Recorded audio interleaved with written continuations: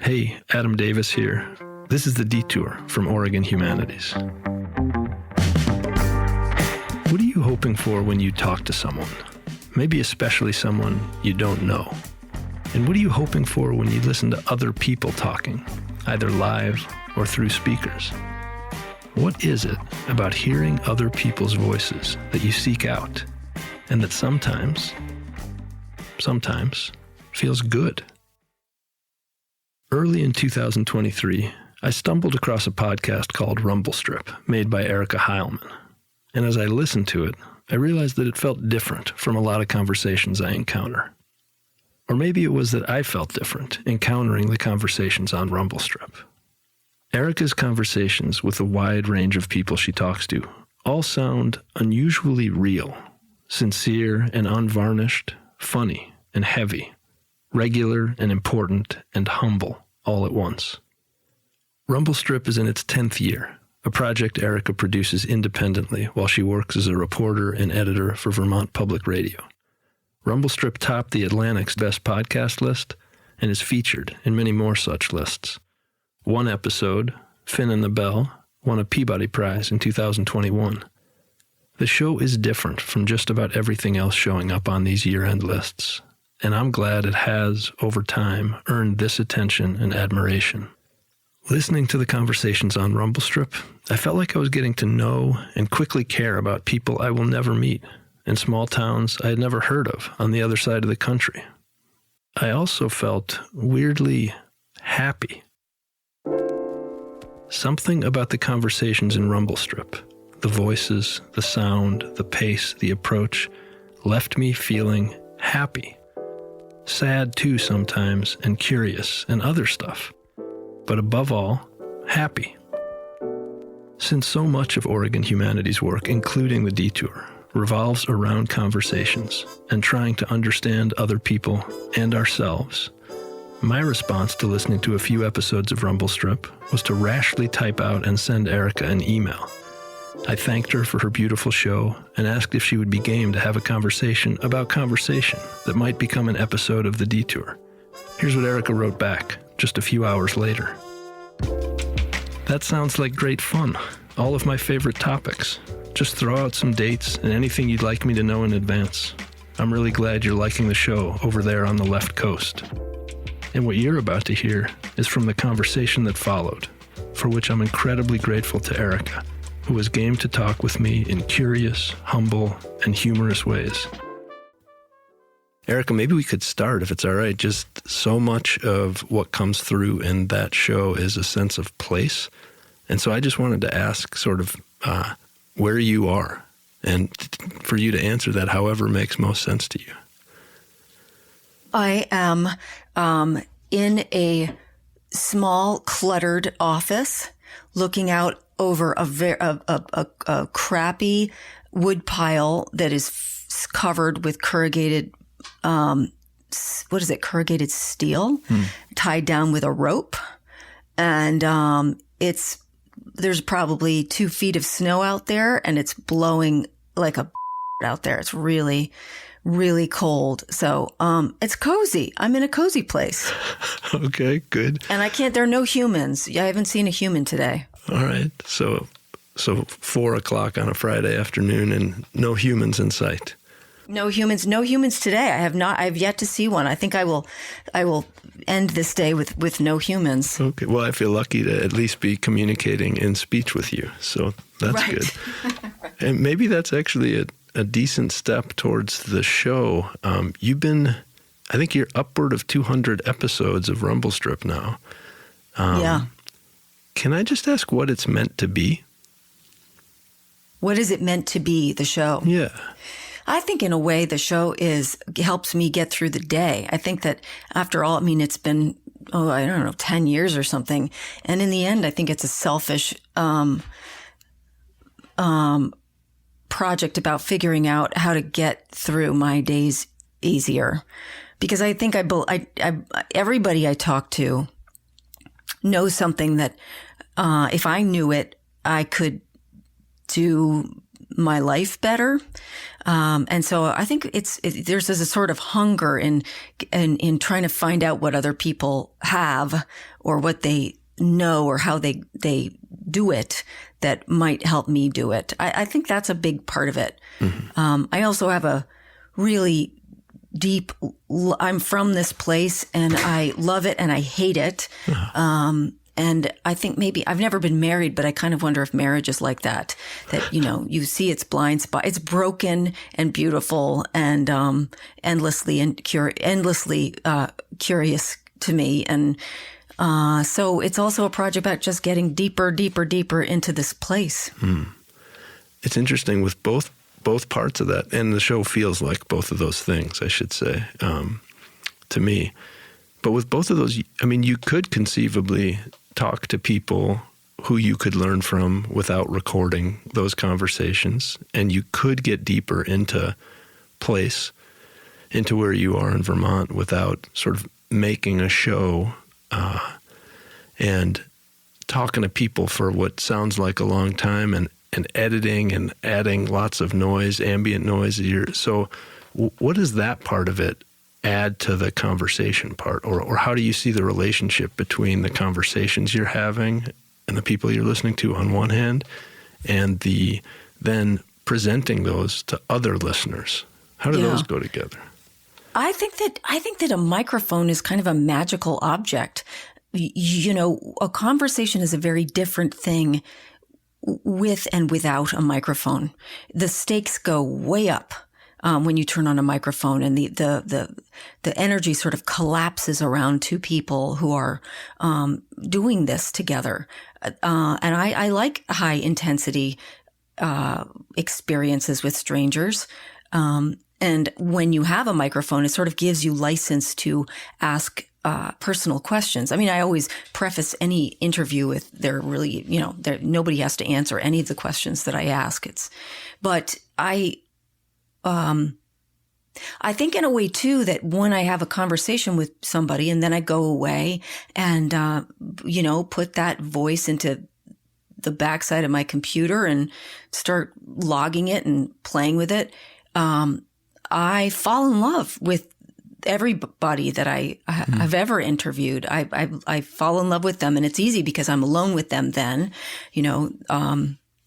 and the conversation, the goal is to make kind of to make something where the listener can feel what it was like to actually be there. And that's not raw tape. If you just record a conversation and you play it for somebody, it's just endlessly boring. Almost any conversation is super boring if you just record it and hit play.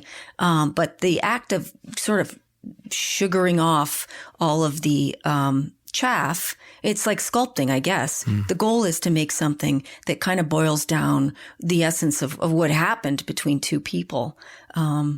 And being true to it. I mean, it's not to alter it, but to make it true through the edit. So I like all those parts. I also like to make, I hate it. And I love to make things. It's terrifying. It's probably, 80% confusion. But the last little part of making something is like a kind of deliverance. I mean, it's a really sweet feeling. So I guess that's why I make a show. Yeah. It's funny that you said a really sweet feeling, and you talked about sugaring off, as you were talking about the kind of editing process. I still want to ask more, if that's okay. And let me also say, I didn't say at the start really anything to ease us into this conversation. And I didn't say to you, if there's anything you don't want to talk about, just either let me know or skip it. So, yeah. That's okay. Yeah. I figured you'd let me know. So there's still, it's interesting thinking, I love this idea of falling in love with the person you're talking with. And so maybe I want to go back a step before diving back in, and that is, how do you decide who you're going to talk with and record in conversation with? I think there are all manner of accidental meetings that happen that lead to shows. I mean, it might be that someone says, you got to talk to my Uncle Bob. And that person, I may trust that person is right or wrong, and then follow up with Bob. So there's that. It's a small state too. So I'll talk to somebody, and then somebody, while I'm in the barn with Forrest Foster, somebody else walks in, and it seems like somebody else I might want to talk to. So there's that. But then, in other words, living. It's all sort of an extension of my life, these conversations in one way or another. And then there are some just preoccupations or things that I'm thinking about that I then figure out, well, how do I want to make a show about? I'm thinking about my age. What do I do with that? Who do I want to talk to about that to get closer to what I want to know? So it's things I'm thinking about and people I'm meeting by chance. Huh. It's funny, our sort of working tagline for this show, The Detour, is a show about people and ideas. And I think sometimes it's the people that leads to the conversation, and sometimes it's the idea, and then we find people to help think through the idea. Right.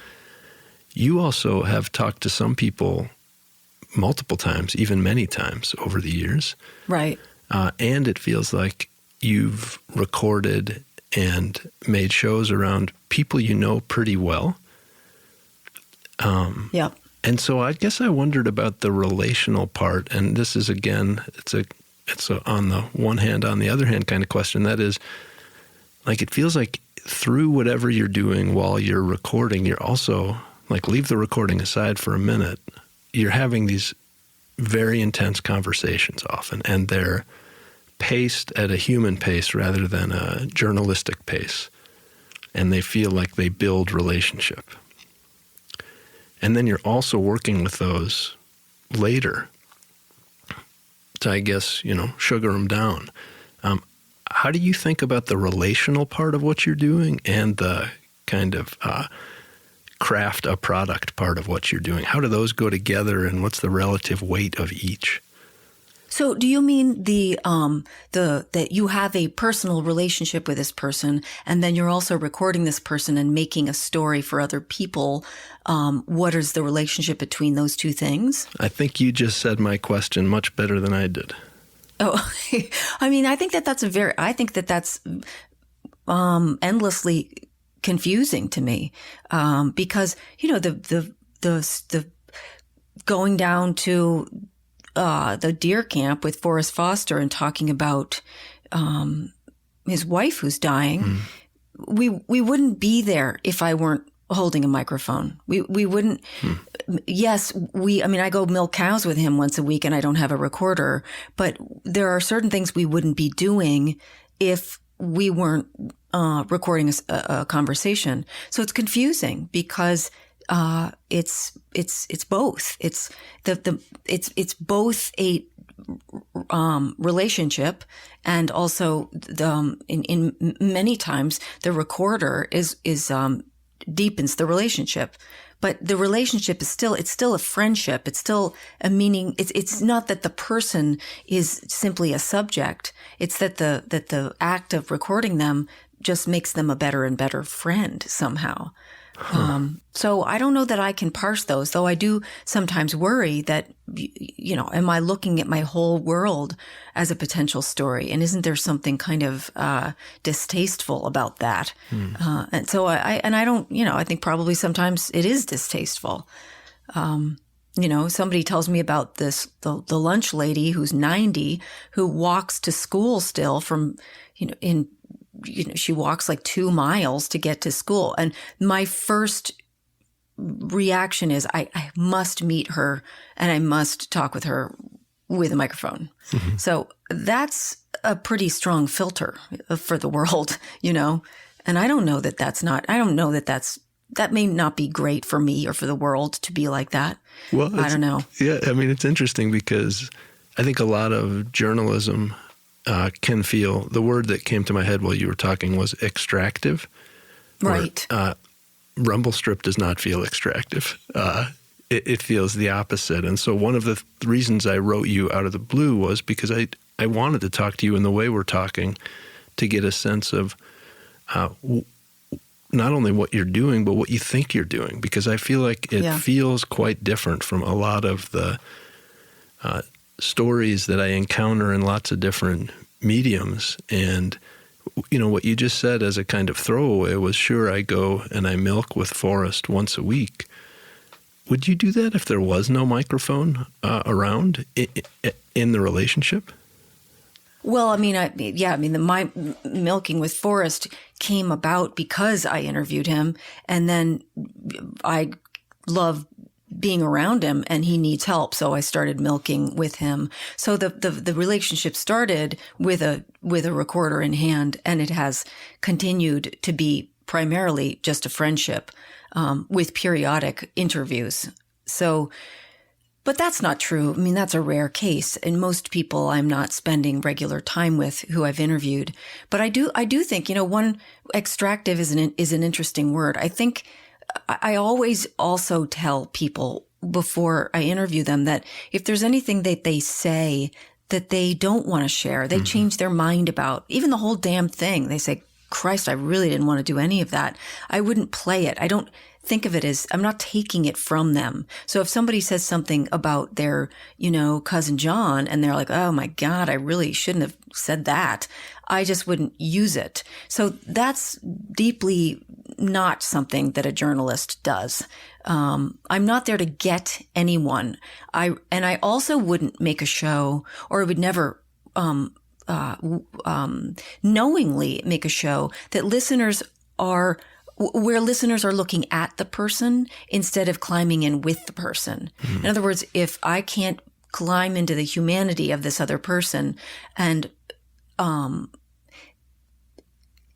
tell their story from the inside out, then I won't run it, because I don't want to do that. I don't think that there's any usefulness in that. I mean, in other words, I guess I think that the whole thing is about, if somebody, even somebody you deeply don't like, if you tease it back far enough and figure out how they got to where they are, this happened, then that happened, and then this happened, and this is what I made of it, and then I did that, it always makes sense.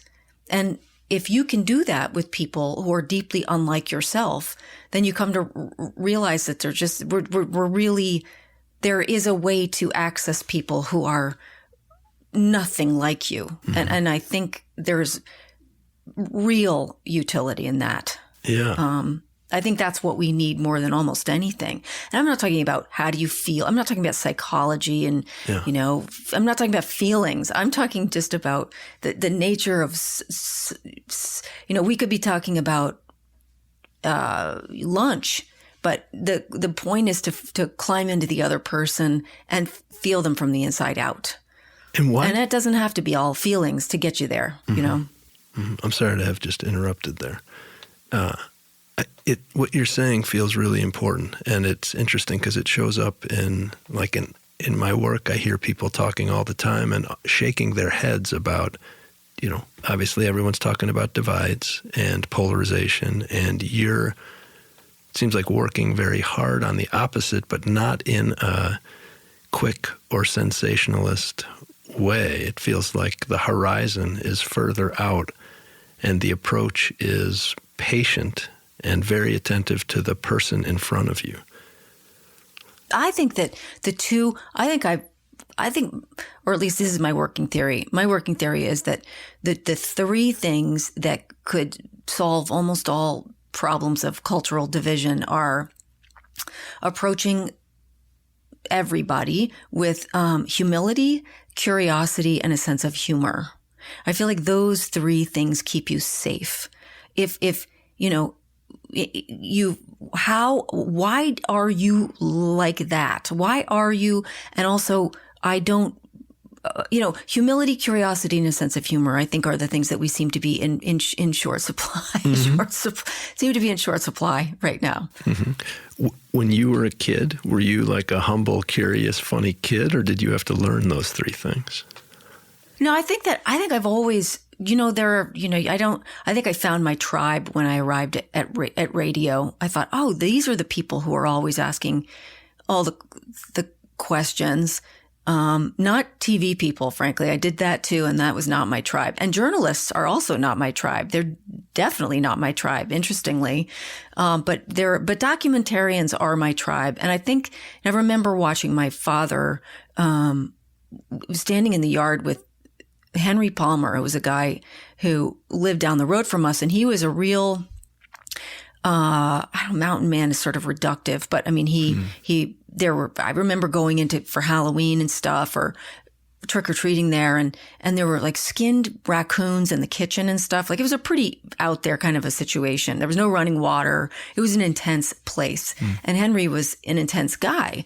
And I just remember watching my father stand in the yard with Henry for hours, like just talking, and knowing that there was something important in that it was my father's just real curiosity about what Henry knew that was generating this relationship, that there were things that my father knew that Henry didn't, and things that Henry knew that my father didn't. So there was plenty to talk about. Mm-hmm.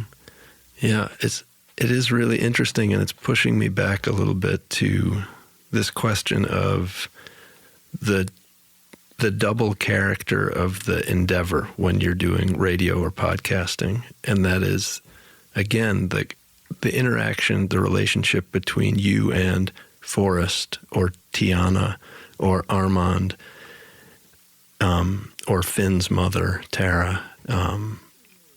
There's that. And then there's creating something that's very close to that for people you may never meet, who may also never meet the person you're talking to. Right. Both of those feel like big, kind of hard things to do, even if also there's something obvious about being curious and humble. Do you find that, can we just stick on the part you just described with your father for a minute, watching that? Yeah.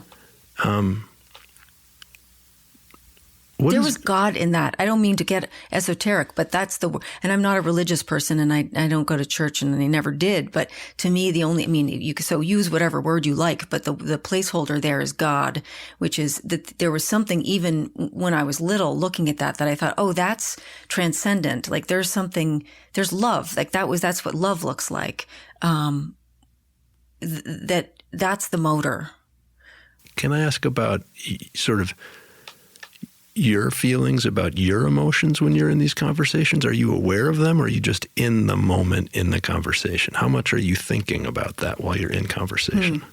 Yeah, that's interesting. I don't know that it's funny. I was just talking to a producer about a show that I have to work on soon.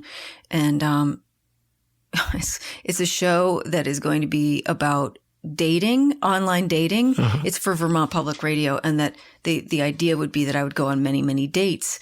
And I'm very excited at the prospect of making this show. But the co-producer was saying, well, but you won't be able to be there. You won't. Her concern was you'll be doing an interview, so you'll be guarded in some way.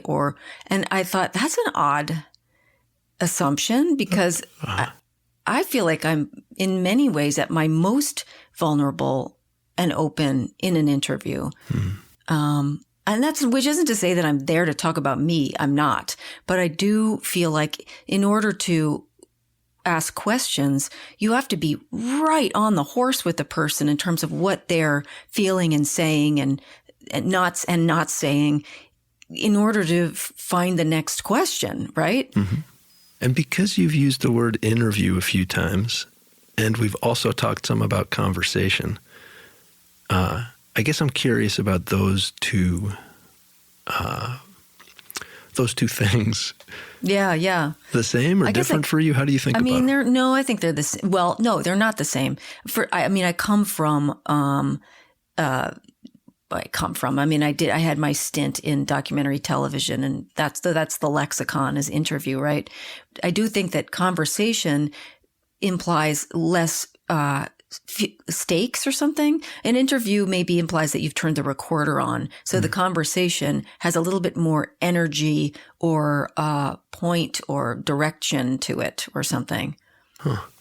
I guess I'm a little surprised about the stakes difference in a what feels like a useful way. I was thinking, if anything, it might be reversed, that an interview, the end is clear. It's going to be for some other thing, in a way, to go back to a word we used before. It's so that something will be extracted from one of the speakers by the other, and then something will be produced, and kind of then that'll be done. Whereas a conversation, it feels to me like, who knows, but it'll be alive in a different way.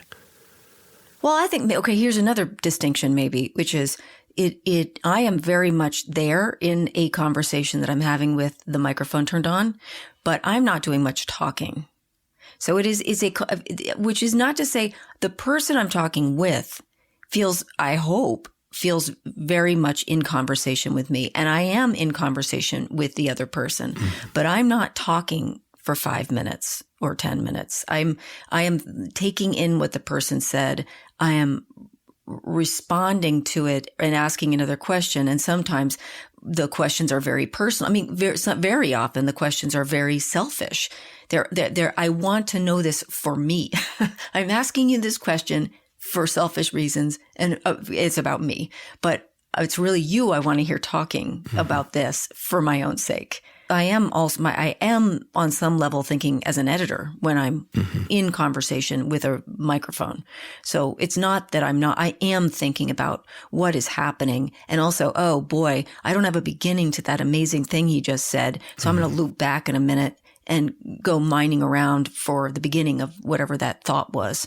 So what makes that even, I guess, more interesting as you're talking for me is that everybody engages in conversation all the time. Like, we all talk to each other. Right. But not everybody can take those, or would want to take those and make them into, as you said before, kind of episodes that other people would care about listening to. So it's both who you have in mind and also this tool you're carrying around, the microphone, which it seems like also functions as a reminder of kind of your role in the conversation.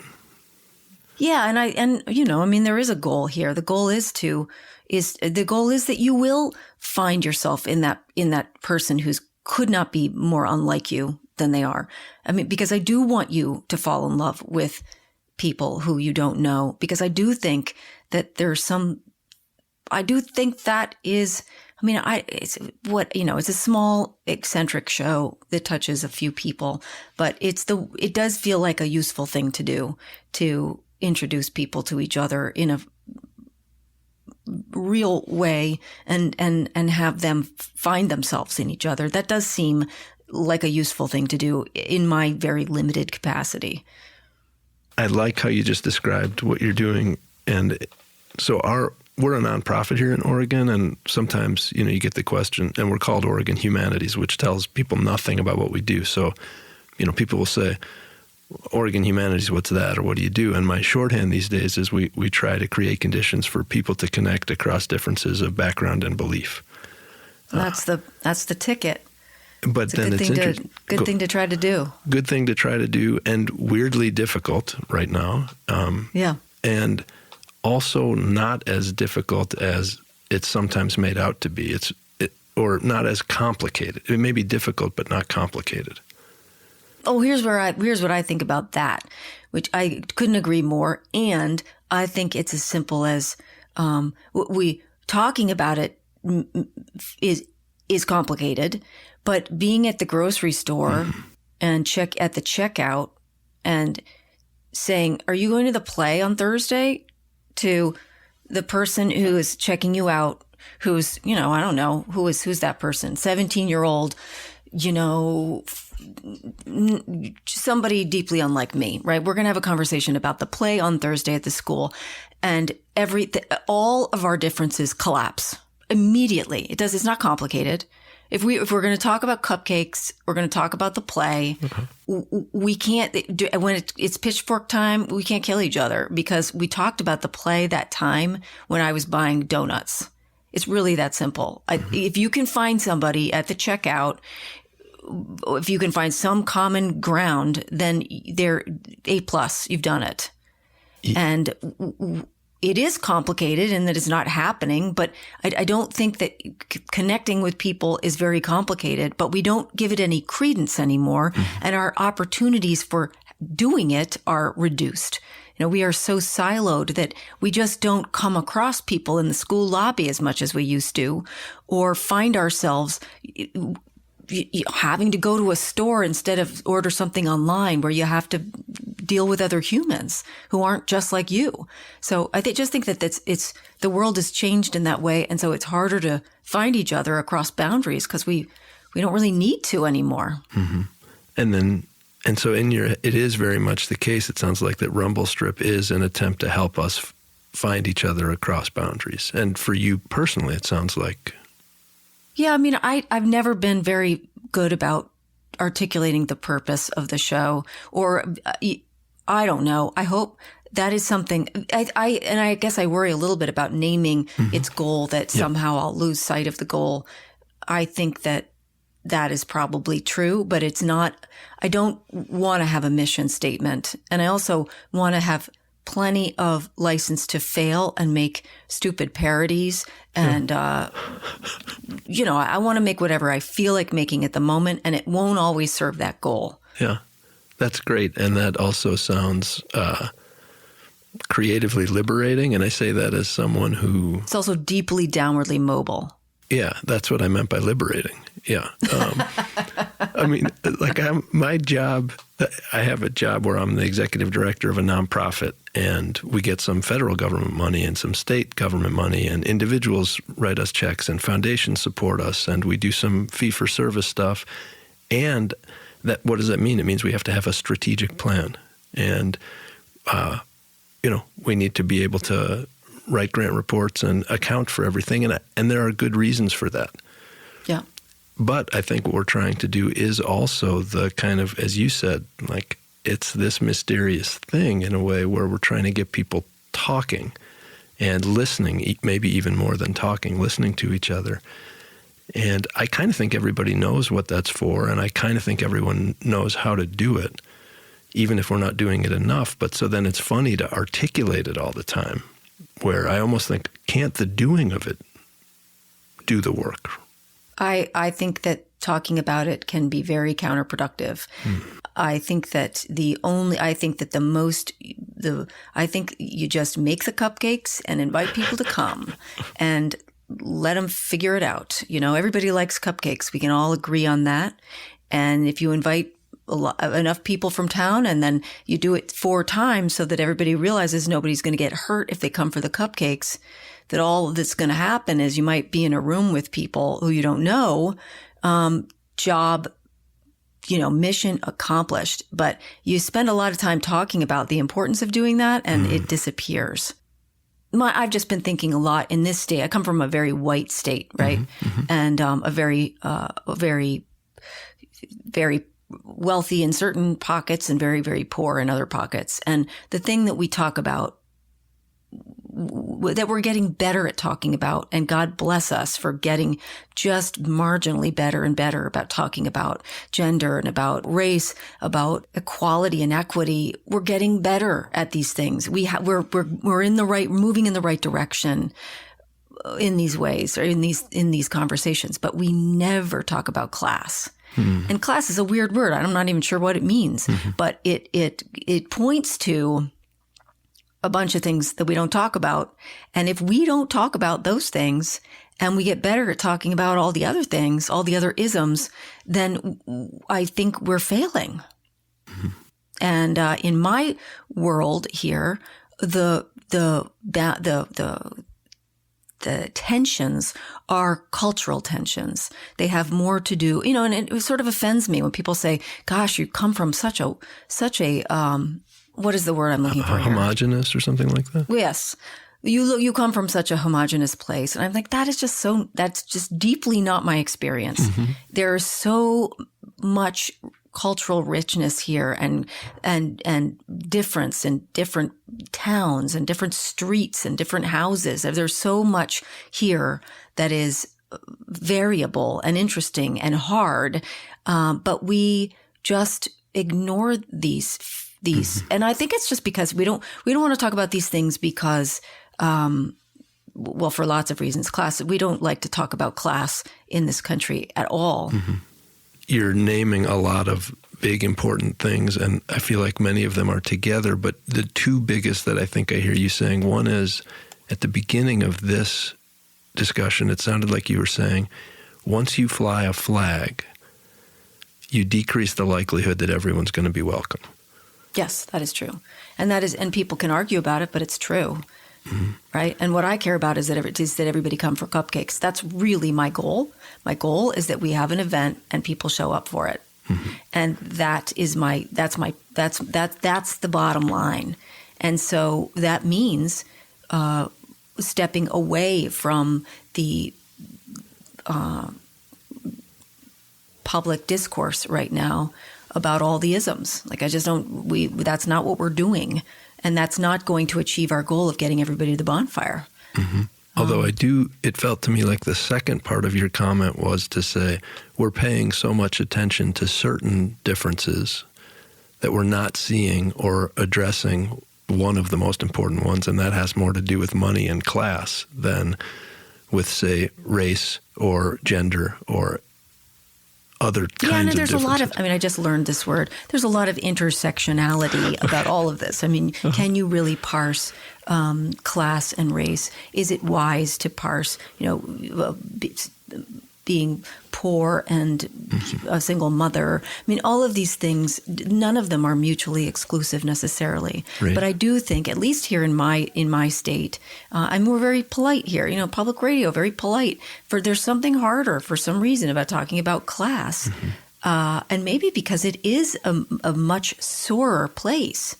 It also. It is really those people. Because very often class divides is that politics are a very boring, shallow indicator of differences in class. So we go down that rabbit hole and we end up on that merry-go-round talking about politics, which is kind of a dead end. Mm-hmm. But if you don't go that far, if you just explore in other areas of that and figure out, well, how did we get there? How did there's something came before all of that political division? What is it? Mm-hmm. And how do we get everybody at the dinner table together to talk about it? That's complicated. It's complicated, but one good way to do it is to just have a bonfire and have enough bonfires that everybody realizes that they're welcome to come. Mm-hmm. And that it's actually kind of interesting to come and be standing around with people who are really deeply unlike yourself. Mm-hmm. And it's interesting.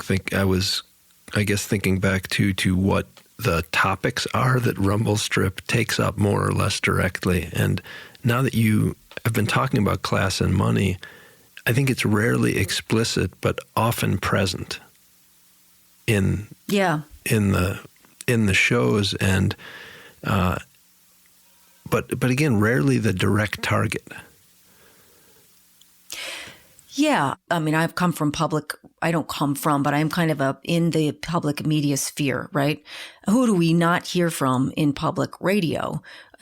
We don't really hear from poor people. We don't really hear from deeply conservative people, like conservative being a word that's hard to define maybe, but there are people we don't hear from. And I'm generally I'm interested in why that is.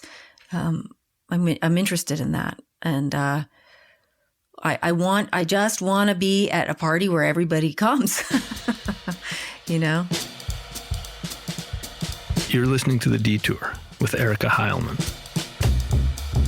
I was, thinking back to what one specific episode, and that's the episode that I think it might be called Makeup for a Special Occasion.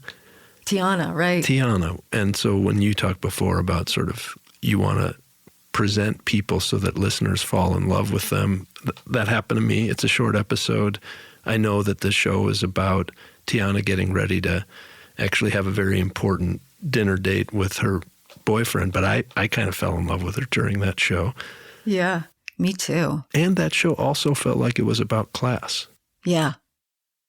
Here's a short taste from the beginning of that episode with Tiana called Makeup for Special Occasion. I'm looking for someone who'd be willing to do my makeup and possibly hair on the 23rd of this month. Just something simple with my eyes and something to hide some red spots. Is there any way to make an illusion of a skinnier face? I usually don't like anything that's considered girly. However, I want to surprise my boyfriend for our first ever anniversary. I have a nice dress picked out with some matching press-on nails. The issue is I have no clue how to do makeup, considering I don't own any makeup and I have a very round, chubby face. Thank you for reading. That's Tiana reading a posting she wrote last week for Front Porch Forum in Hardwick. Front Porch Forum is an online daily community forum which acts a little like a bulletin board at a local store. Every Vermont town's got one, and you have to be from that town to be on it. In my town, there are a lot of bear sightings.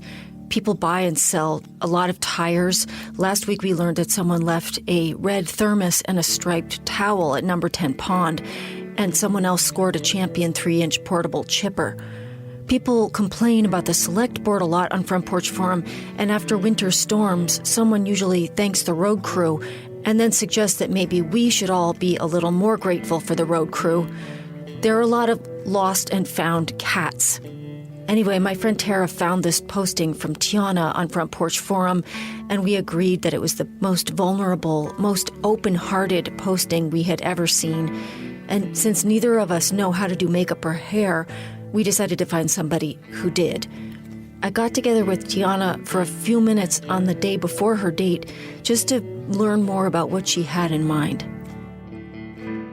I did go back and listen to lots of shows, in part because I was trying to see if because I started by listening to recent stuff, and then I just wanted to go, oh man, there's something happening here that I don't feel or hear in most things I listen to. So I just wanted to go listen to different shows, and I think it's there right from the start. And I wondered how much do you feel like, are you learning along the way about what you want to do and how to do that more? Profoundly. And what maybe sorts of that's things? When you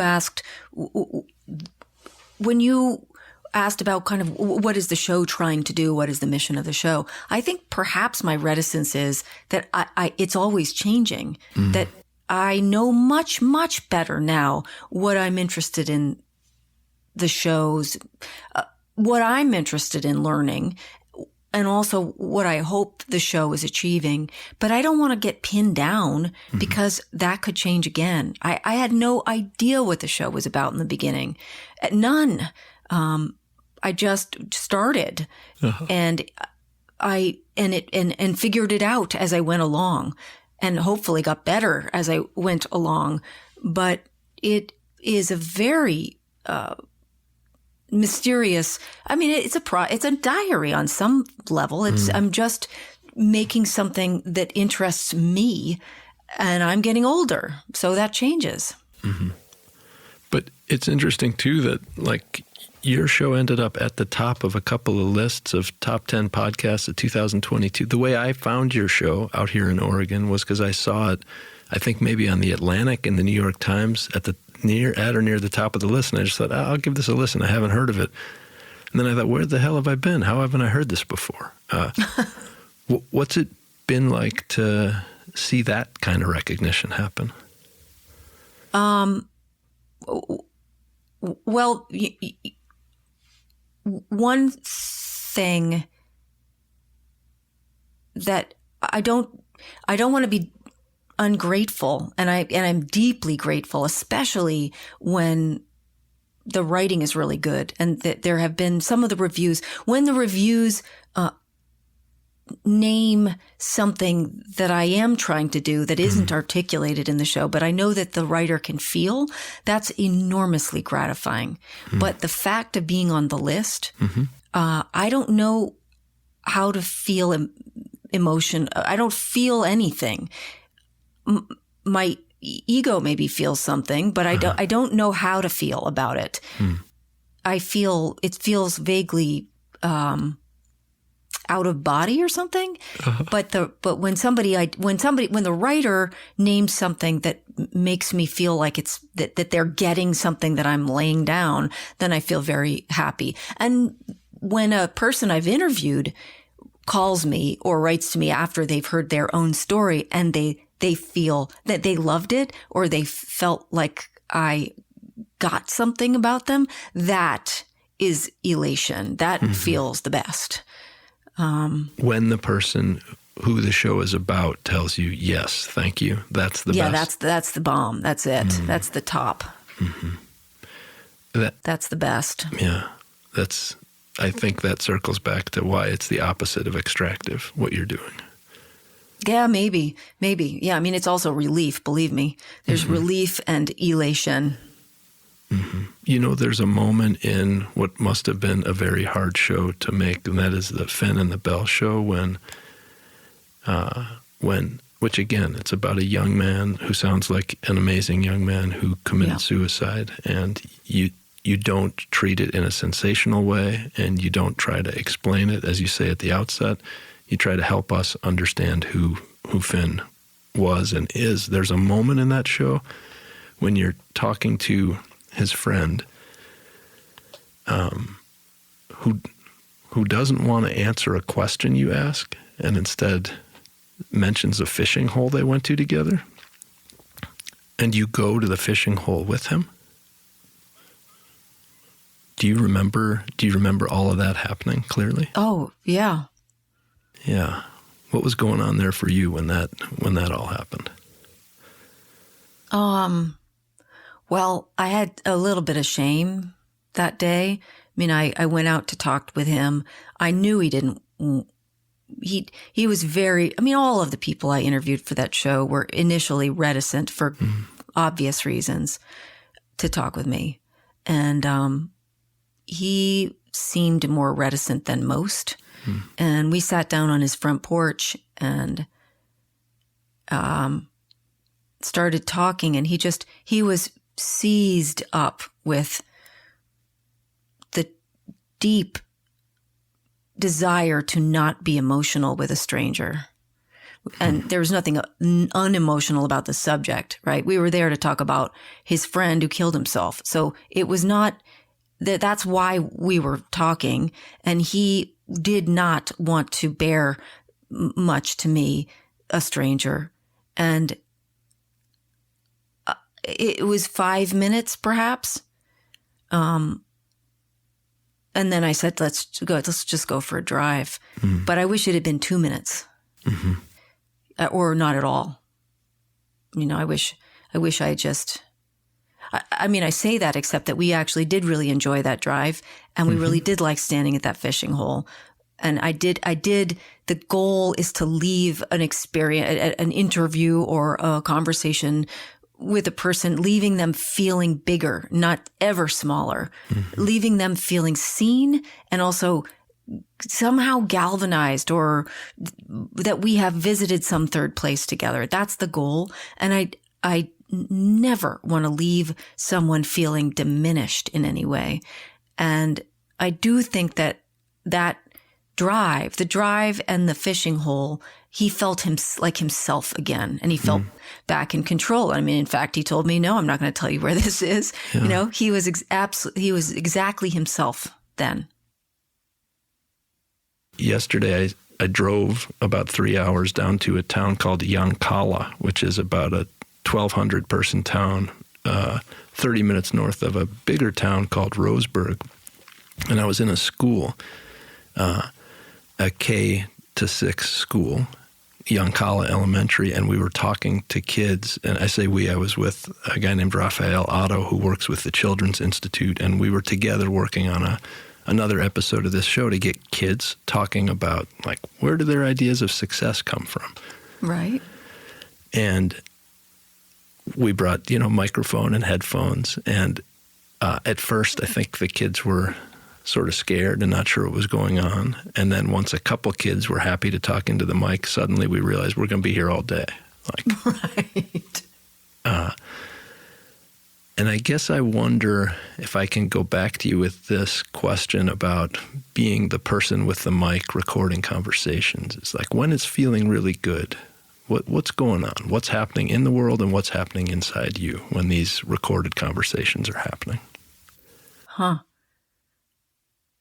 Well, the very best thing that can feel that can happen is that you find yourself in a place with another person who's basically a stranger, that neither of you has ever visited, and that in fact didn't exist before you sat down to talk with that person, that you've made some country of some island of your own with that person, and you're just surprised and amazed to find yourself there. And it couldn't exist without you and that other person. You are in this third place together.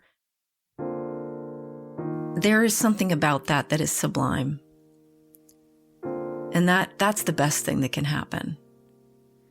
I don't know. It's a feeling, it's a feeling that you are suddenly in a new place that doesn't exist, and it won't exist when you've left.